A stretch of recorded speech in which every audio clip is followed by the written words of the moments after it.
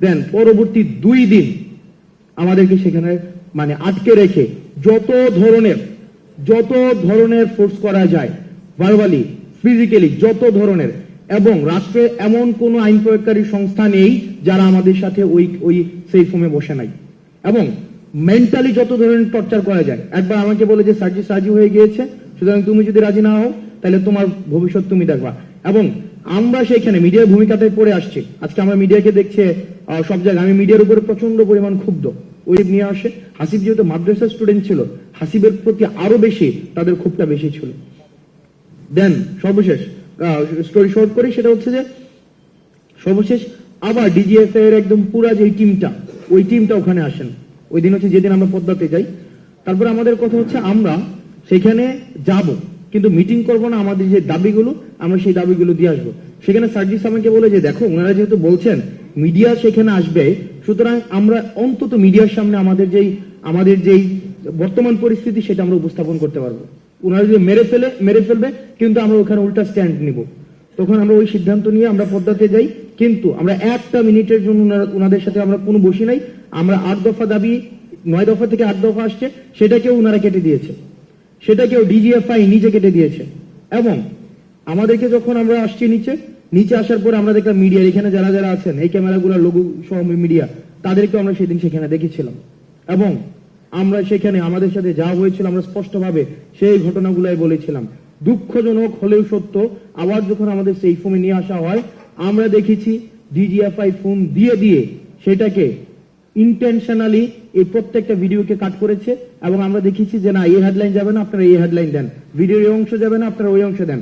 এবং নগ্নভাবে দেখেছি তৎকালীন মিডিয়ারা তারা যে প্রেসক্রিপশন দিয়েছে ওই প্রেসক্রিপশন অনুযায়ী হচ্ছে ভিডিও প্রচার করেছে, ওই প্রেসক্রিপশন অনুযায়ী হচ্ছে বক্তব্য প্রচার করেছে।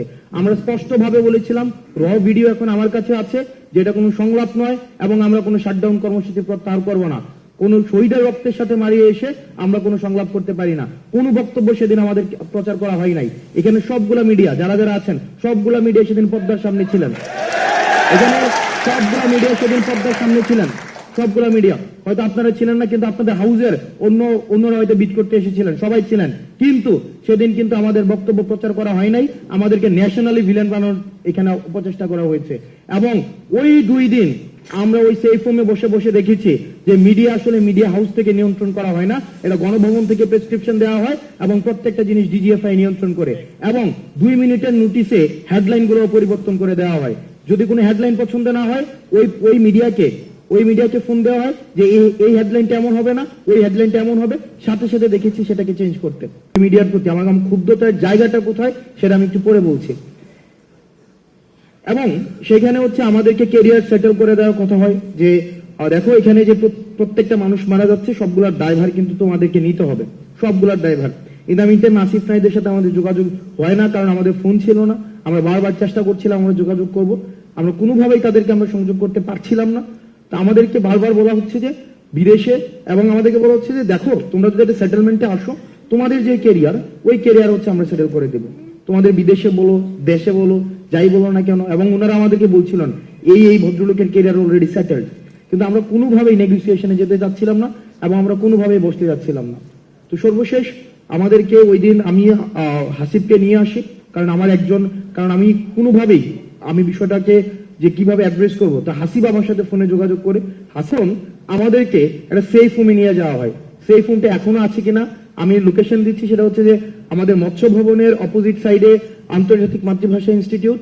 বাইরে থেকে কোনোভাবে বোঝা যাবে না যে এটা একটা ডিজিএফআই সেফ হোম। বাইরে থেকে মনে হবে এটা পরিত্যক্ত বাড়ি, কিন্তু আপনি যখন ভিতরে প্রবেশ করবেন দেখবেন সেখানে মডার্ন এমিনিটিস সবকিছুই সেখানে অ্যাভেলেবেল, কনফারেন্স রুম রয়েছে, সবকিছু রয়েছে। সেখানে আমাদেরকে সন্ধ্যাবেলায় নিয়ে যাওয়া হয়। দেখেন আপনার মিডিয়া আজকে যারা কথা বলছেন, আজকে যারা হঠাৎ করে ওই মিডিয়াই গত 16 বছর ধরে এই পেশিবাদকে তুষণের মধ্য দিয়ে আজকের কেমন বাংলাদেশটাই সেটা মানে এই আজকের আমার বক্তব্য সেটা তো অপ্রাসঙ্গিক। কেন অপ্রাসঙ্গিক? কারণ হচ্ছে আমার অ্যাসপাইরেশনাল কথাবার্তা বলার প্রয়োজন ছিল, কিন্তু আমি যখনই দেখলাম এটা একটা মিডিয়া স্পন্সরড একটা প্রোগ্রাম, সেই জায়গা থেকে আমি কথাগুলো বলছি।